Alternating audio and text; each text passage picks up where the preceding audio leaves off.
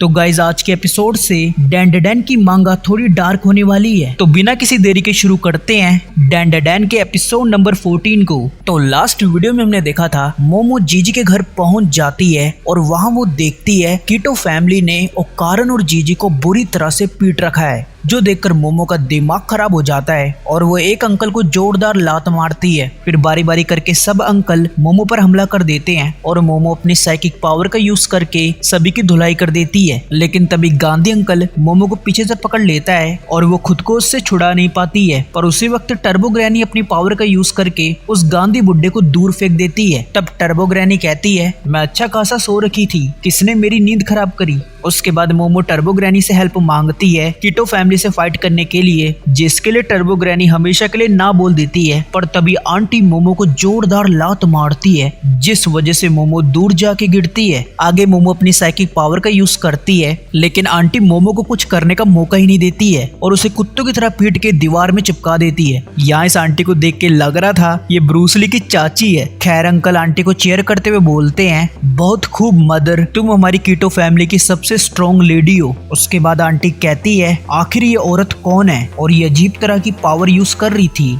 दूसरी तरफ मोमो हैरान होती है बुढ़ी आंटी की फाइटिंग स्किल देखकर और वो कहती है, आखिर एक बुढ़ी आंटी इतनी स्ट्रॉन्ग कैसे हो सकती है। जिस पर टर्बो ग्रैनी उसे बोलती है, क्या तुम अपने घर की ओल्ड लेडी को भूल गई। इसके साथ ही हम देखते हैं मोमो और ग्रैनी कीटो फैमिली के स्ट्रेंज रूम में होते हैं। तब बुढ़ी आंटी कहती है, तुम हमारे फेस्टिवल में इंटरफेयर कर रहे हो, लगता है तुम हमारे विलेज को डिस्ट्रॉय करने आए हो। लेकिन कीटो फैमिली तुम्हें ऐसा नहीं करने देगी, क्योंकि हम इस विलेज की जनरेशन टू जनरेशन प्रोटेक्शन कर रहे हैं। जिसके जवाब में मोमो कहती है, अबे तुम हो जो बिना परमिशन के किसी के घर के अंदर घुस आए हो। उसके बाद बुढ़ी आंटी कहती है, तुम्हें क्या लगता है तुम किसकी वजह से हॉट स्प्रिंग बाथ एंजॉय कर पा रही हो। क्योंकि कीटो फैमिली पिछले 200 सालों से ग्रेट सर्पेंट को सैक्रिफाइस ऑफर कर रही है। इसके साथ ही बुढ़ी आंटी आगे बताती है कि वो बाहर के लोगों को अपने घर में फ्री में रहने देती है और उसके बाद वो उनको स्नेक को ऑफर कर देती है, क्योंकि उनका मानना था अगर वो ऐसा नहीं करेगी तो उनका विलेज मैग्मा के अंदर आ सकता है। ये सुनने के बाद मोमो समझ जाती है कि जीजी के पेरेंट्स की हालत की जिम्मेदार कीटो फैमिली है। तभी मोमो नोटिस करती है उसके नीचे की जमीन सैंड में कन्वर्ट हो चुकी है। ये देखकर मोमो अपनी पावर का यूज करके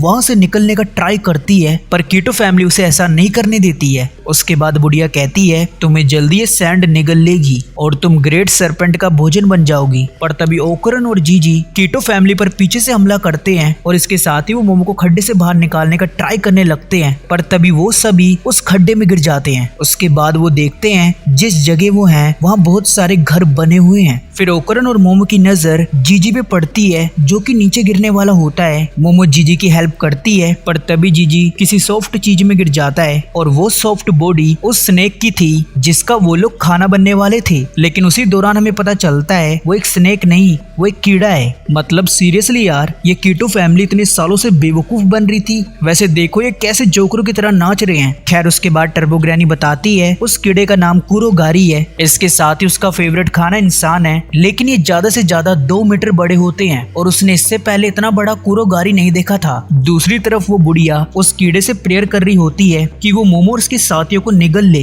ये सुनकर मोमो उस बुढ़िया को बताती है, अबे बेवकूफ, वो तुम्हें भी निगल लेगा। लेकिन बुढ़िया उसकी बात नहीं सुनती है। लेकिन तभी वो कीड़ा उन पर भी हमला कर देता है, जो देखकर मोमो और उसके दोस्तों की फट जाती है और इसके साथ ही वो लोग समझ जाते हैं वो उस कीड़े को नहीं हरा पाएंगे, जिस वजह से वो एक घर के अंदर छिप जाते हैं। तभी ओकरन जीजी पर हमला करने लगता है। जीजी उसके अटैक को डोज करता है और वो ये देखकर सोच रहा होता है कि आखिर ओकरन को क्या हुआ। पर उसी दौरान वो नोटिस करता है कि मोमो भी अजीब तरह की हरकत करने लगी है और इसका रीजन वो अजीब सी आवाज थी। उसके बाद ओकरन खुद को खत्म करने लगता है और जब जीजी उसे ऐसा करने से रोकता है, उसी दौरान उसे वो पल याद आता है कि कैसे उसके मोमो डैड ने खुद को खत्म करने की कोशिश की थी।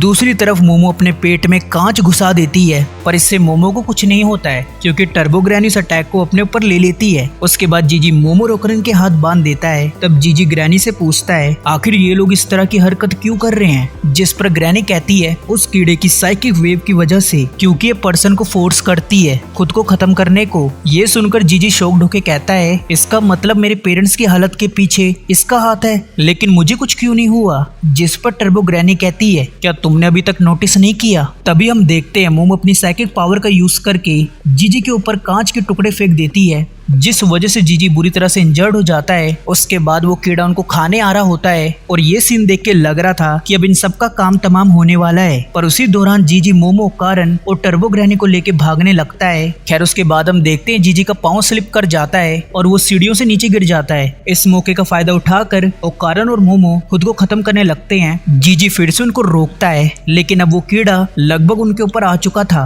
और ये सीन देखकर जीजी समझ चुका था अब वो कुछ नहीं कर पाएगा। पर गैस व्हाट, तभी वो एंट्री होती है उस स्पिरिट की जिसे जीजी अक्सर अपने ड्रीम में देखा करता था। उसे देखकर जीजी काफी शॉक्ड होता है। पर तभी हम देखते हैं मोमो और कारण ठीक हो जाते हैं और वो जीजी को उनके हाथ खोलने को कहते हैं। उसके बाद वो पूछते हैं आखिर ये चीज क्या है, जिसके जवाब में टर्बो ग्रैनी बोलती है उसकी आंख में मत देखना, क्योंकि उसकी आंख लोगों को फोर्स करती है खुद को खत्म करने को। इसके साथ ही ग्रैनी बताती है इवल आई यानी कि जो योकाई है और वो कीड़े की साइकिक वेव एक दूसरे के अटैक को कैंसिल कर रही है। उसके बाद वो कारण ट्रांसफॉर्म होके उस कीड़े को काट के रख देता है, लेकिन वो कीड़ा खुद का नया मूव रीजनरेट कर लेता है। ये देखकर जीजी और मोमो अपनी जान बचा के भागने लगते हैं। पर उसी दौरान जीजी इवल आई से कहता है कि मुझे अभी पता चला तुम नहीं थे जिसने मेरे पेरेंट्स को हर्ट किया था। लेकिन तभी टर्बो ग्रैनी उसे वार्न करती है कि उसकी आंख में मत देखो। पर जीजी अब उसकी आंख में देख चुका था, जिस वजह से उसे इवल आई का पास्ट दिखाई देता है। इवल आई एक अजीब सी जगह में बंद होता है और वो बाहर कुछ बच्चों को